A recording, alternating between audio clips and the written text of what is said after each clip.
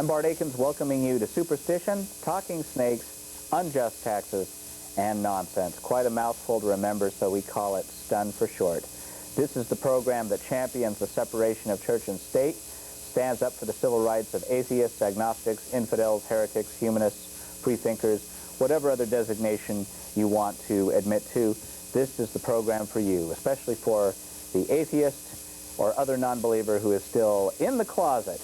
We try to put people on the set who are out of the closet and speaking out across this one nation under the Constitution, not one nation under God. I'm very pleased to have a guest, Milt Timmons, with me here today. Milt was on a prior program, and this is the first one we're going to discuss his latest great work, his hefty compendium, which I'm going to hope we can get a shot of here. This is entitled Everything About the Bible That You Never Had Time to Look Up. And shortly we'll be discussing how you can get your hands on this tome. But before we do, I'd like to introduce Milt to you. Milt was for over approximately 30 years a university professor, right? An educator both at Los Angeles Valley College and University of Texas.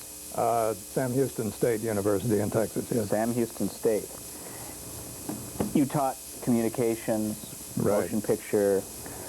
Right. I have a PhD in mass communications from USC, and over a period of 30 years, I've taught just about every aspect of speech, drama, radio, television, film, journalism, and advertising. But mostly the concentration has been on film and television production. Well, those were all the subjects that were my favorites in high school and college and beyond. So it's a pleasure to have you back here. Thank you. We're going to talk about this book.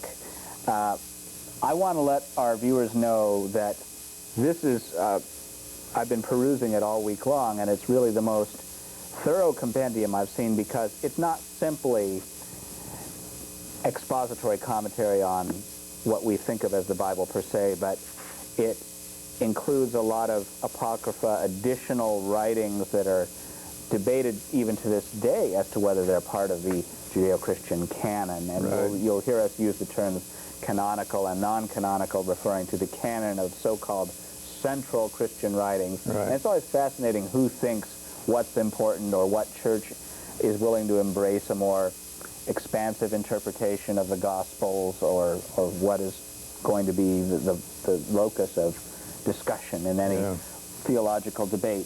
But I was astounded looking at this, how much time it must have taken you to write it. I mean, it seems like more work than I could ever imagine putting in. How long did it take you? Well, about 2.5, maybe 3 years working full-time on it. Actually, this was a spin-off of a novel that I wrote, a sort of a humanistic novel, which I hope to have out next year, called Regarding an Angel's Flight, which is a kind of 20th century version of Pilgrim's Progress, about this young man who goes through all of the major philosophical, religious, and political movements of the 20th century. It covers 50 years in the latter half of the 20th century. And he goes through a number of religious conversations with people about the Bible and who wrote what and that sort of thing. And so I did a good deal of research for the purposes of the novel, and a lot of philosophical research and historical research and so forth for the novel. But then I was thinking, now, if this novel is published by a major publishing company, they will want me to go on a book tour around the country, and I'll get on all of the talk shows like this. And since I know how broadcasting works, they will then feel obligated to find somebody to oppose me. So they will have the loudest hard-shell Baptist Bible thumper that they can find sit across from me and scream at me and shake his finger in my face and say, "Where did you get this information?" And I would have had to say, well, I read it in a book by a biblical scholar. And then I realized, no, that just doesn't cut it. That's a pretty weak answer. So I need to be an expert myself, so I can try original chapter and verse. So I began reading some of these things and taking notes. Well, basically on the King James Bible first, went through the whole thing and took notes exactly what happens in each chapter. And then this is while the novel was making its rounds with editors and publishers. And so after a while, I looked at my notes, and I've got about 100 pages of notes here, and I thought, hell, I got the beginnings of a whole new book here. So if I put a few more months into dedicated work and research into it, I can publish another whole book. So I did. So it took about another 2.5 years of work just on that book. That's fascinating. So this is really, well, this was written with the idea in mind that what you learned from this would help you defend yourself on the book tour circuit when your novel comes out. Exactly. Well, then you're really well prepared. You've got all your bases covered, haven't you? Yeah. And then the other book that I wrote 25 years ago, called Lucifer's Handbook, was another spin-off of the novel. I started this novel, heavens, forget how long, anyway, it was way back in the 60s, early 60s I started the novel, and I had the plot in mind that my protagonist would come across an essay along toward the end of the book, getting toward the climax, which would change his whole philosophy of life and send him off in a different direction where he becomes more humanistic. And so I kept thinking, that's going to be a hell of an essay to write. I'd better skip ahead and see if I can do it first. And so I laid the novel aside and skipped ahead and started working on this essay, in which I did research on all of the history of philosophy and all of the arguments for the existence of God that philosophers and theologians have ever come up with over the centuries, and discovered there are only 14 basic arguments. And then I found all of the refutations to those arguments that philosophers had come up with to refute them, and started making, detailed notes, make sure I had all of the information there. And after a while, I had a whole new book. This can't be an essay in a novel. This is a whole book by itself. So what the heck? I might as well just publish it as a book. And so Lucifer's Handbook is the result of it. So when you finally read the novel regarding An Angel's Flight, you'll come across references to both of these books in a way, certainly to Lucifer. And that's where Lucifer came from, doing research for the novel. Do you know yet who might be, regarding An Angel's Flight, you say you hope will be out next year? Yeah. Well, you don't know in terms of a publisher? Well, I've decided I'll just go ahead and publish it myself through print-on-demand publishing.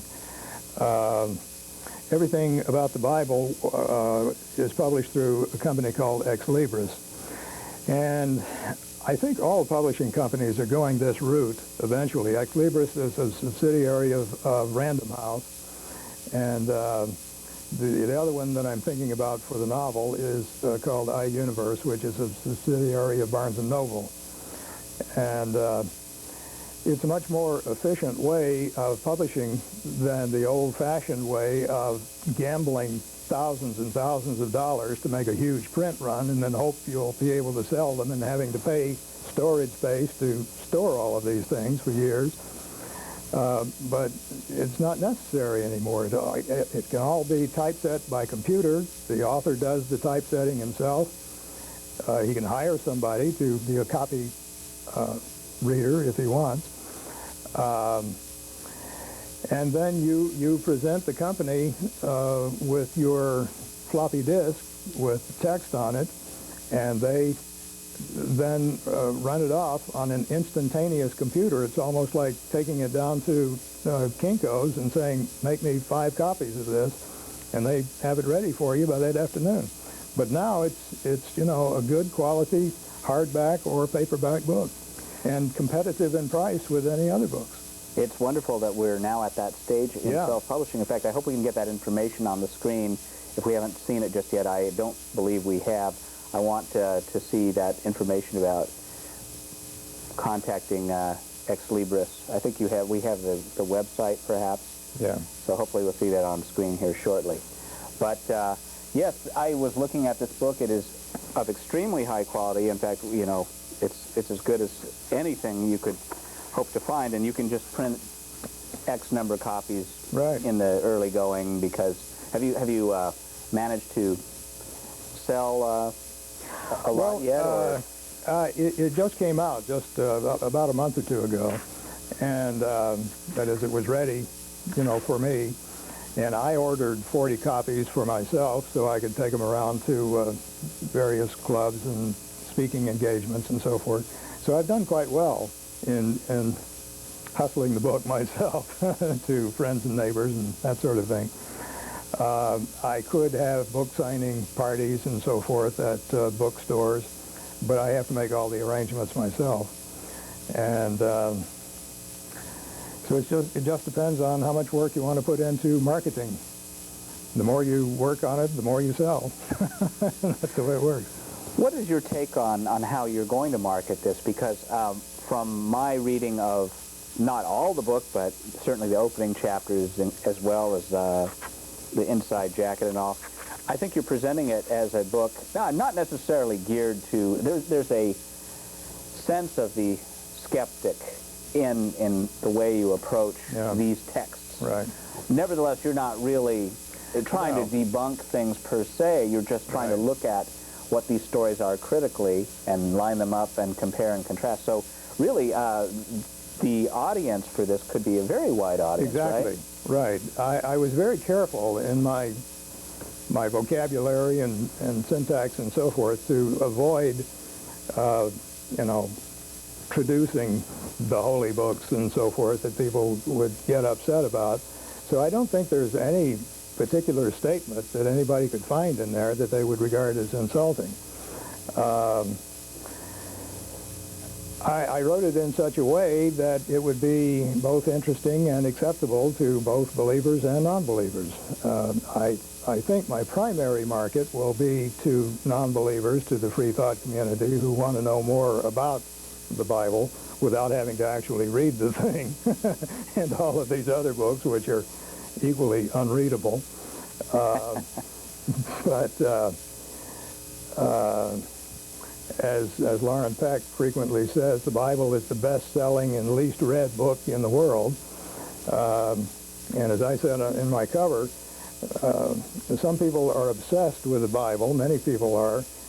They worship it, they quote it, they argue about it interminably, but probably less than one person out of 1,000 has actually read all of it, much less has any knowledge about where all of these documents came from, who wrote them and when and where and why and all the rest of it. And this information is generally available from biblical scholars and has been for the last 100 years or more, but most people just don't bother to look it up. That's why I gave it the title, Everything About the Bible That You Never Had Time to Look Up. Well, thanks to you, it's all in one place, because the thing is, you mentioned how people don't read the Bible, and yet it's the bestseller by a lot of measurements. Well, this book, and here I sound like a publicist for you already, but really, this book is better than reading the Bible because it explains the stories much more clearly than the Bible does, at least any of the popular translations we have in English. And it talks about a lot of these non-canonical or extra-canonical writings, which are accepted by some churches, but which you may not see in the version you go into Barnes & Noble or you buy off the bookshelf in paperback or whatever. So it's really a one-stop shopping situation. That it's a real improvement on reading the Bible. And because you've avoided attacking the Bible as a divine text or anything, I think that definitely increases the credibility of the book, because if someone were reading along and just finding, oh, this guy just has a vendetta, why should I really believe his explanations of these apocrypha, of these other writings that I'm not so familiar with. You know, Right. how do I know what he says is true? Yeah. One thing I did notice you do have in your bibliography, and this is really nothing to speak ill of at all, but you do cite a few atheist-oriented publications, and that might be the only microscopic clue that some people would have, that you at least read those heathen publications. Right.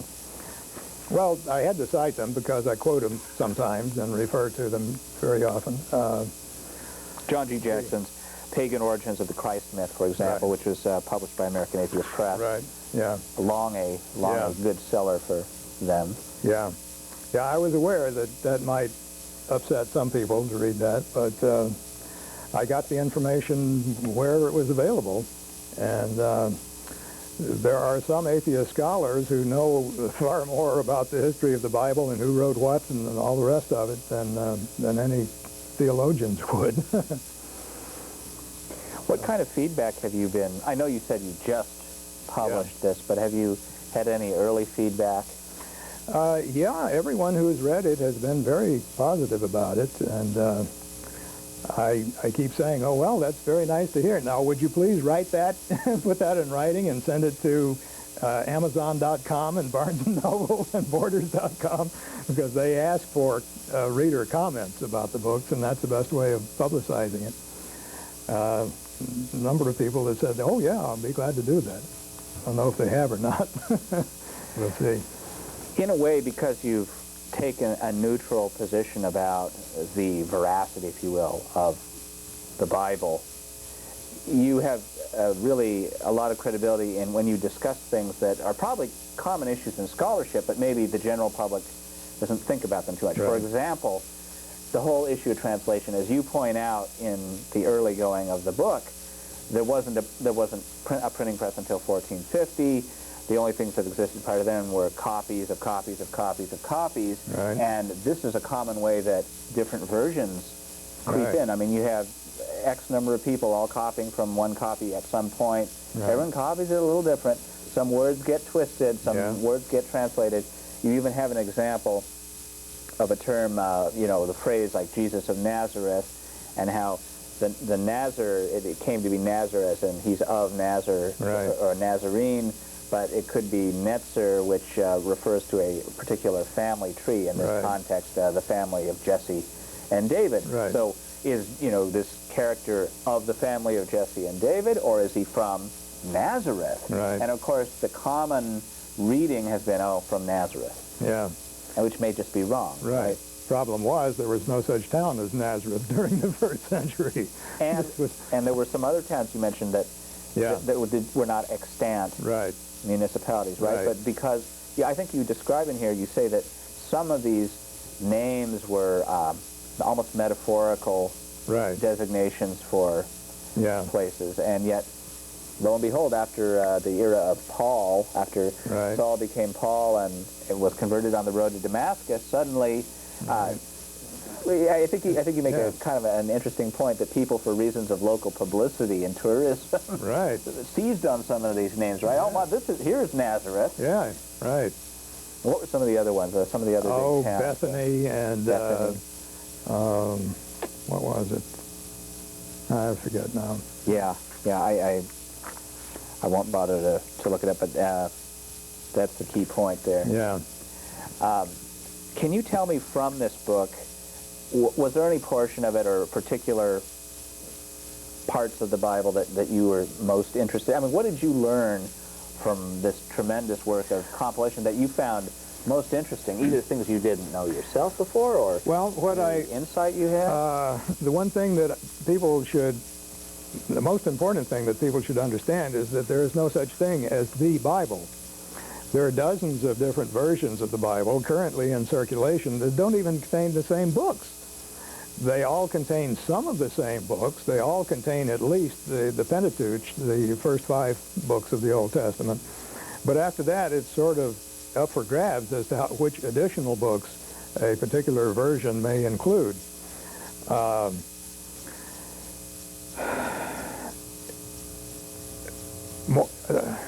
Moreover, some of the books, Well, for example, the book of Revelation was rejected by the Syrian church for 500 years. They didn't include it. They said, that's crazy stuff. We're not going to put that in there, you know. Finally, after 500 years, they broke down, oh, all right, we'll accept it. I think the whole Eastern Orthodox Church rejected that particular book. Now, Syria rejected all of the books of the New Testament. There was a bishop named Tatian who wrote his own version of the New Testament called the Diatessaron. And he did exactly the same thing that a modern movie producer does when they decide to tell the greatest story ever told. He looks through the 4 canonical Gospels, takes a story out of this one, another story out of this one, puts them all together in some kind of a logical scenario, when in fact they frequently contradict each other into what happened. So anyway, that was what Tatian did, and wrote this single book called the Diatessaron, and that was the entire New Testament for the Syrian church for hundreds and hundreds of years. And then finally they said, under political pressure, they said, well, all right, we'll go back to the old separated Gospels, even though they all contradict each other, and so it doesn't make sense. Then there's the Ethiopian Orthodox Bible, which contains something like 90 books. Whatever a publisher feels like putting into his particular issue, that's what he puts in. They don't even recognize the whole idea of an official canon. They said, nobody's going to tell us what we can and cannot read. So, and I had a very difficult time finding many of these apocryphal and pseudepigraphal books. My main 2 sources of information were a 2-volume book published by the Anchor Bible Series, published by Princeton University, called the Old Testament Pseudepigrapha. 2 volumes, about this thick. Cost me over $100 for the 2 volumes. And I just stumbled across it one time at a biblical bookstore, and I got to have this, so I put it on my credit card. And that's where I really started working on the book as it finally turned out. Then I was doing some additional research in the Burbank Library, and I stumbled across a volume called The Apocryphal New Testament, published by Oxford University in 1923. And it was written by the dean of Oxford, I believe it was. And what is this? And I pulled it off the shelf, and this is fantastic. So I took it home and I started taking notes. Had to keep rechecking it from the library, and finally they said, no, you can't recheck it again. You got to leave it overnight, give somebody else a chance. So I left it overnight, went back to get it the next day. They lost it.